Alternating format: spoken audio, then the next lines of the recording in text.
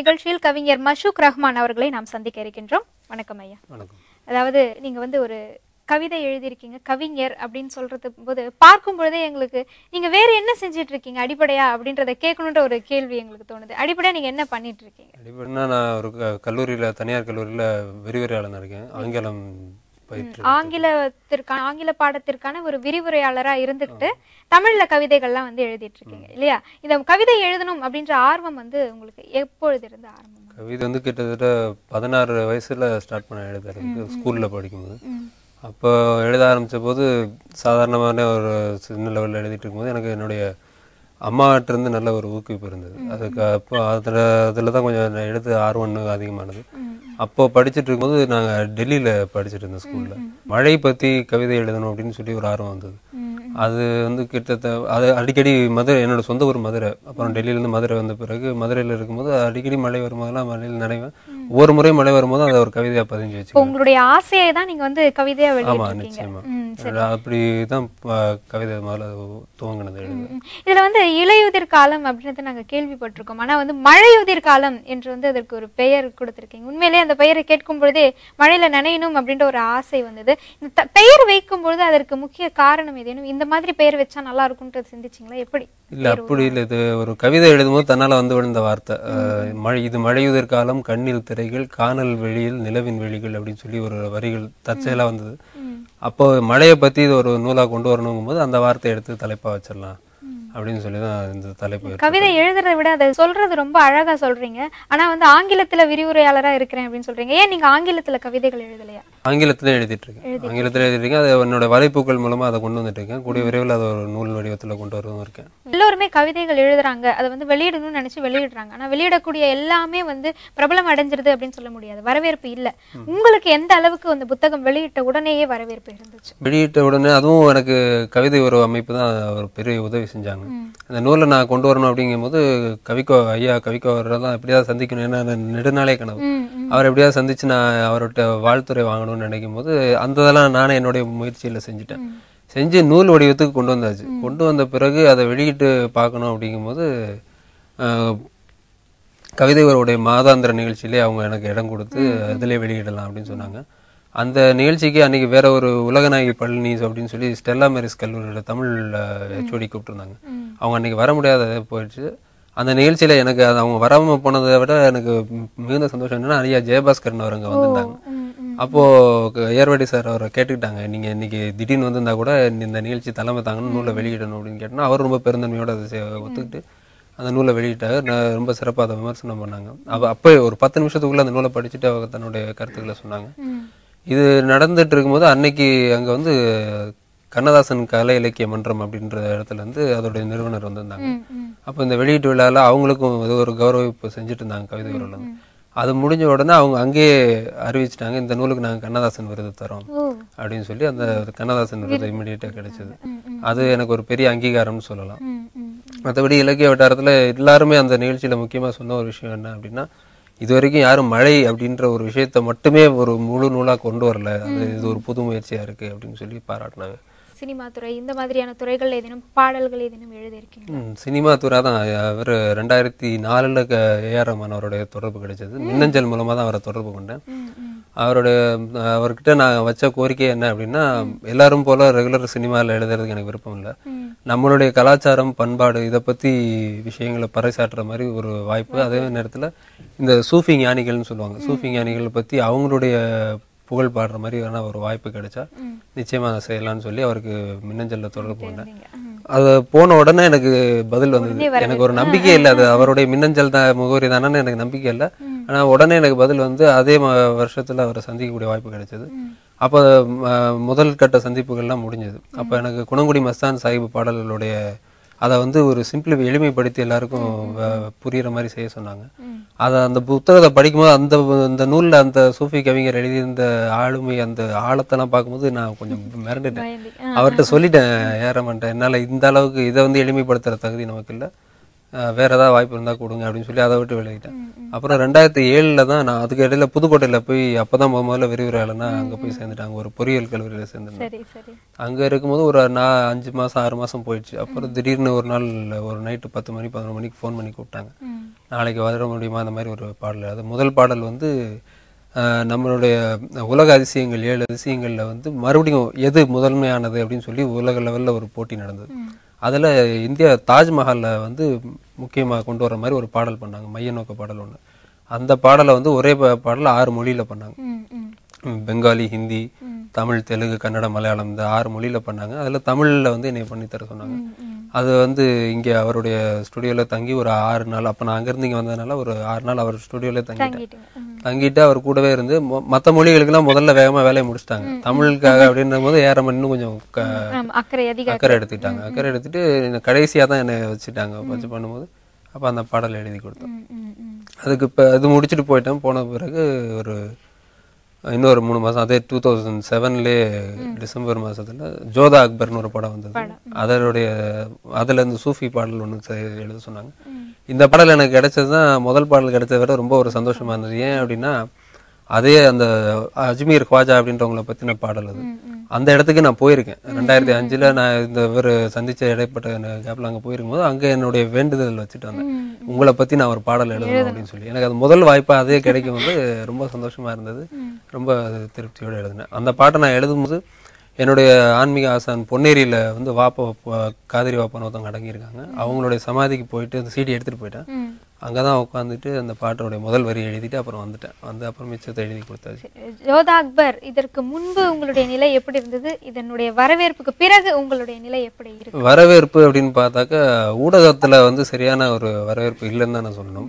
ஏன்னா இந்த பாட்டை எழுதின பிறகு என்னை சந்திக்கிறவங்க எல்லாருமே இவ்வளவு சின்ன பையனா இருக்கிற இந்த உங்களை பத்தி எழுதியிருக்கிற அந்த மாதிரி ஒரு, ஏன்னா நான் அங்க அவருடைய ஸ்டுடியோலயே ஒருத்தரை சந்திக்க வாய்ப்பு கிடைச்சது. அவர் பார்த்தோன்னு இந்த பாட்டு நீயா பாடுதுன்னா நான் ஏதோ பெரிய தாடிலாம் வச்சு தொப்பி போட்டு பெரிய ஆளா இருப்பாங்கன்னு நினைச்சேன், எப்படி இருக்கீங்க அப்படின்னு சொல்லி கேட்டாரு. அப்ப கேட்கும்போது எனக்கு அது ஒரு ஆச்சரியமா இருந்தது. அதுக்கப்புறம் ரெகுலரான சினிமால நானும் முயற்சி பண்ணல, அதுலயும் எனக்கு சரியான அந்த வரவேற்புகள் இல்லை. பட் அந்த நான் எழுதின 2 பாடல்களுமே உலக லெவல்ல நல்ல ரீச் ஆயிருக்கு.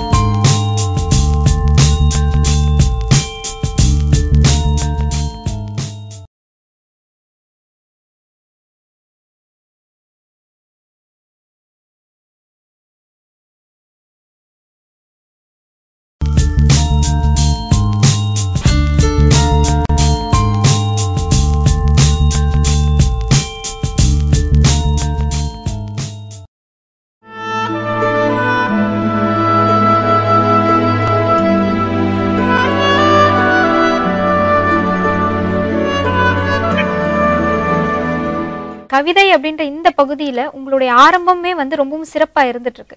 இதை வந்து அடுத்தடுத்து எப்படி நீங்க மெருகூட்டலாம் அப்படின்ட்டு வந்து திட்டமிட்டு இருக்கீங்க? இதை இப்படியே விட்டுடாம எந்த அளவுல நீங்க இதை பயன்படுத்த போறீங்க?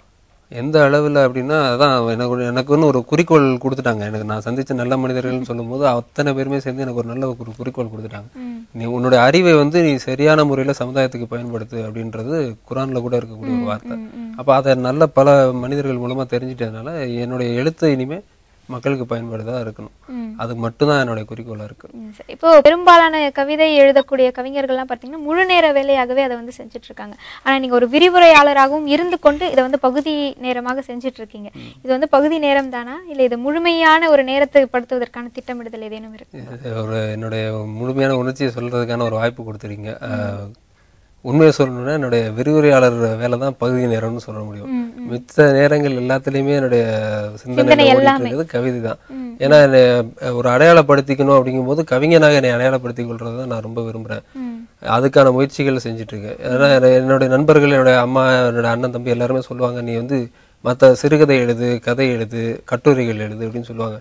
அதெல்லாம் எழுதிட்டு வர்றதை விட கவிதை எழுதுறது எனக்கு ரொம்ப சுலபமா தெரியுது. ஏன்னா கட்டுரை ஒரு உரைநடை எழுதுறதுன்றது பெரிய விஷயம். அந்த இதுல போய் பரிச்சித்து பாக்குறத விட எனக்கு தெரிஞ்ச விஷயத்த இன்னும் எப்படி மெருகூட்டிக்கலாம் அப்படின்றதான் நான் நோக்கிட்டேன். ஆரம்ப காலத்திலிருந்தே கவிதை அப்படின்றது வந்து ஒரு நல்ல வளர்ச்சி ஏற்பட்டு நாளாக நாளாக புதிய புதிய சிந்தனைகள் எல்லாம் அதுல புகுத்த ஆரம்பிச்சிருக்காங்க. இந்த வளர்ச்சியோட உங்களால போட்டி போட முடியுது அப்படின்னு நினைக்கிறீங்களா? இந்த காலத்தோட போட்டி போடும்போது நம்ம கொஞ்சம் கொஞ்சமா கவிஞன்ற அந்த நிலையை விட்டு போயிடுவோம்னு நினைக்கிறேன். நம்மளுடைய உணர்ச்சி எப்படி இருக்கு, நம்ம இயல்பா எப்படி இருக்கிறோம், நம்மளோட சூழல்ல இருந்து நம்ம என்ன கிரகிச்சுக்கிறோம், அதை எப்படி வெளிப்படுத்துறோம், இது மட்டும்தான் இது வரைக்கும் நான் பார்த்துட்டு வர விஷயம். இதுலதான் எனக்கு திருப்தி இருக்கு. ரெண்டாவது, என்னுடைய கவிதைகள் எல்லாமே பெருவாரியா பார்த்தாக்க இயற்கை சார்ந்து, இயற்கையில இருந்து எடுத்துக்கிட்ட பாடங்கள். ஏன்னா பெருவாரி நான் வந்து அதிகமா வெளியில சுத்திக்கிட்டே இருப்பேன். அந்த ரொம்ப இயற்கை சார்ந்த இடங்கள் போறது வர்றது அப்படி இருக்கக்கூடிய விஷயங்கள். அப்புறம் இந்த நகரத்துக்குள்ள வந்த பிறகு இன்னொரு சின்ன மாற்றம் மட்டும் ஏற்பட்டது. இங்க இருக்கக்கூடிய சாலையோர மனிதர்கள் அவங்க படக்கூடிய பாடு, ஒருத்தர் எவ்வளவு கஷ்டப்பட்டு உழைக்கிறாங்க, அதனுடைய பலன் கிடைக்காம அவங்க எப்படி தவிக்கிறாங்க, இது மாதிரி சில விஷயங்களையும் நான் பார்த்துட்டு வரேன். அப்ப அது மாதிரியான விஷயங்களை மட்டும் எடுத்து எழுதுறதுனால மற்றவங்க என்ன பண்ணிட்டு இருக்கிறாங்க, வணிக ரீதியா எப்படி அதெல்லாம் கொண்டு வராங்க, எப்படி தன்னை மேம்படுத்திக்கிறாங்கன்றது இது வரைக்கும் என்னுடைய சிந்தனை செலுத்தல. இப்போ அவசரமாக வளர்ந்து கொண்டிருக்கக்கூடிய இந்த காலகட்டத்துல ஒரு நீண்ட கவிதையெல்லாம் நின்று யாராலுமே வந்து கேட்க முடியாத ஒரு சூழல்ல நேரம் இல்லை அப்படின்ட்டு போயிடுறாங்க. அப்படி இருக்கக்கூடியவங்களையும் 2 வரிகள்ல கவிதைகளாக ரசிக்க வைக்க முடியற ஒரு தன்மை இருக்கு அப்படின்னு நீங்க நினைக்கிறீங்களா? நிச்சயமா அதுவும் ஒரு வகையான கலை தான். அதை செய்யறாங்க. ஆனா என்னை பொறுத்த வரைக்கும் கவிதை அப்படின்னு எடுத்தாச்சுன்னா, ஒரு எப்படி மழை வந்து தன்னுடைய நோக்கத்துக்கு பெஞ்சு நிக்கிதோ அது மாதிரி நம்மளுடைய சிந்தனையில எவ்வளவு தூரத்துக்கு ஆழம் கண்டுபிடிக்க முடியும் அப்படின்றது நம்ம எழுத நமக்கே தெரியும். ஏன்னா ஒவ்வொரு முறையும் எனக்கு ஏற்படுற அனுபவம் எப்படின்னா, ஒரு கவிதையில ஒரு சிறந்த வரி எழுதிட்டேன்னா அதோட மூச்சு நின்றும். அதெல்லாம் ஒரு சில நொடிகளுக்கு என்னுடைய ஏடை மூடி வச்சுட்டு கொஞ்ச நேரம் அந்த வரிகளை வந்து நல்லா ரசிச்சுட்டு அப்புறம் மறுபடியும் அடுத்து தொடரும். அப்ப தொடரும் போது இன்னும் புதிய சிந்தனைகள் வரும். அப்ப அந்த மாதிரி கவிதையை நம்ம எடுத்துட்டு போகும்போது கிட்டத்தட்ட நான் வேற என் கவிதைகள் வேற இல்லை அப்படின்ற மாதிரி ஒரு உணர்வு கிடைக்குது. இப்ப கவிதை அப்படின்னு எடுத்துக்கிட்டோம்னா ஒரு குறிப்பிட்ட காலத்துக்கு மேல நம்மளுடைய ஆசைகளை வெளிப்படுத்துறது, கற்பனைகளை வெளிப்படுத்துறது தான் கவிதை. ஒரு குறிப்பிட்ட காலத்துக்கு மேல சமூக அக்கறையோட ஒரு சில விஷயங்களை நம்ம வந்து செலுத்த வேண்டிய ஒரு கட்டாயத்திலையும் ஒரு கடமையிலையும் இருக்கும். இங்க சமூகத்தில் நடக்கக்கூடிய எவ்வளவோ அவலங்கள் வந்து கவிதையா வந்துட்டு இருக்கு. உங்களுக்கு கவிதையில சமூக அக்கறை செலுத்தணும் அப்படின்னு நினைச்ச உடனேயே முதல்ல எந்த அவலத்தை எடுத்து நீங்க வந்து கவிதையா செய்ய விரும்புறீங்க? எந்த அவலத்தை அப்படின்னா, எனக்கு பெருவாரியா என்னுடைய சூழல்ல நான் பார்த்துட்டு வர்றது அப்படின்னா, பெற்றோர்களை வந்து இளைஞர்கள் வந்து ஓரளவுக்கு அப்படி இது பண்ணிடுறாங்க. ஏன்னா நான் மாணவர்களோட அடிக்கடி பழகுறதுனால மாணவர்கள் எப்படி இருக்காங்கன்னா, அந்த 15 வயது தாண்டும் போதே இனிமே அப்பா அம்மாட்ட பேச வேண்டிய அவசியம் இல்லை. இன்னும் என்னுடைய சில மாணவர்கள்லாம் சொல்லியிருக்காங்க, அவங்க வந்து ஒரு ஏடிஎம் மிஷின் மாதிரி, காசு தேவைன்னா அவங்ககிட்ட போவேன், இல்லைன்னா அவ்வளவு தேவையில்லை, அவங்ககிட்ட பேச வேண்டியதில்லை, எனக்கு என்னுடைய நண்பர்கள் வட்டம் இருக்கு, என்னுடைய மற்ற வட்டங்கள் இருக்கு அப்படின்னு சொல்றாங்க. இதை வந்து நான் பெருவாரியா எடுத்துட்டு சொல்லணும், இது மாதிரி இருக்கக்கூடாது அப்படின்றத சொல்லணும் அப்படின்றது என்னுடைய நோக்கமா இருக்கு. சரிங்க. இப்போ இளைஞர்கள் மத்தியிலே இந்த கவிதை எழுதும் என்ற இந்த திறன் உங்களுக்கு வந்து இருக்கு. நீங்க வந்து எத்தனையோ இளைஞர்களை வந்து பார்த்துட்டு இருக்கீங்க. அதிகமாயிட்டு இருக்குன்னு நினைக்கிறீங்களா இல்ல குறைஞ்சிட்டு இருக்குன்னு நினைக்கிறீங்களா? அதிகமாயிட்டு இருக்கு. ஆனா சரியான ஒரு வழிப்படுத்துதல், ஒரு ஆற்றுப்படுத்துதல் தேவை. அப்படியா? அது ஏன் அப்படின்னா, அவங்க வந்து இப்போ ஒரு பிரச்சனையை சொல்றதா இருந்தா கூட, எனக்கு கிடைச்ச அறிவுல சொல்லணும்னா அப்படின்னா, ஒரு பிரச்சனையை சொல்றோம் அப்படிங்கிறத விட அதுக்கான தீர்வை சொல்ல முடிஞ்சா அது இன்னும் நல்லது. இப்படி செய்யறேன்னு சொல்லி குத்தி காட்டிட்டே இருக்கிறது யார் வேணா செஞ்சிடலாம். ஆனா அதோட ஒரு சின்ன தீர்வு, நம்மளுடைய சிந்தனையில இருந்து ஏற்படக்கூடிய ஒரு சாமானியமான ஒரு தீர்வை நம்ம சொல்லிட்டோம் அப்படின்னா அது ஒரு முழுமை அடையும் அப்படின்றது என்னுடைய நம்பிக்கை. அந்த ஒரு போக்குக்கு வந்துட்டாங்க அப்படின்னா இன்னும் நல்லா இருக்கும். புத்தகங்களா நீங்க வந்து கவிதைகளை வெளியிட்டு இருக்கீங்கன்னு சொல்றீங்க. இந்த காலகட்டத்துல எல்லாருமே வந்து இணையதளம், குறுந்தகடு இந்த மாதிரி வந்து வளர்ச்சியை நோக்கி போயிட்டே இருக்காங்க. ஆனா இன்னும் புத்தகங்கள்ல கவிதைகளை வாங்கி படிக்கக்கூடிய கூட்டம் அப்படின்றது அதிகரித்து கொண்டு இருக்கின்றதா, இல்ல நீங்களும் அடுத்த படிக்கு நான் போக போறேன் அப்படின்னு சொல்லிட்டு மாற்றங்களை ஏற்படுத்த போறீங்களா? மாற்றங்கள் அப்படின்னு சொல்லலாம். எத்தனை இது வந்தாலும் சரி, நம்ம எவ்வளவுதான் நமக்கு உபகரணங்கள் கிடைச்சிட்டாலும் சாப்பிடும்போது கையில எடுத்து சாப்பிட்டாலும் ஒரு திருப்தி இருக்கும். இப்ப இணையம், குறுந்தகடு அது இதுன்னு எத்தனை வந்துட்டாலும் சரி, ஒரு நூலை கையில வச்சு படிக்கும் போது இருக்கிற திருப்தி இருக்குமான்னு தெரியல. அப்படி பார்க்கும்போது நூல்கள் வந்து அதிகமா எல்லாரும் வாங்குற ஆட்கள் குறைஞ்சு இருக்கிறது உண்மைதான். ஆனா அதை எப்படியாவது மாற்ற முடியும் அப்படின்ற ஒரு நம்பிக்கை இருக்கு. ஏன்னா நம்ம சரியான முறையில இன்னும் அதுக்கு விளம்பரப்படுத்துறதுக்கும் வணிகப்படுத்துறதுக்கும் இந்த இணையதளங்கள் இதெல்லாம் உபயோகப்படுத்திக்கலாம்.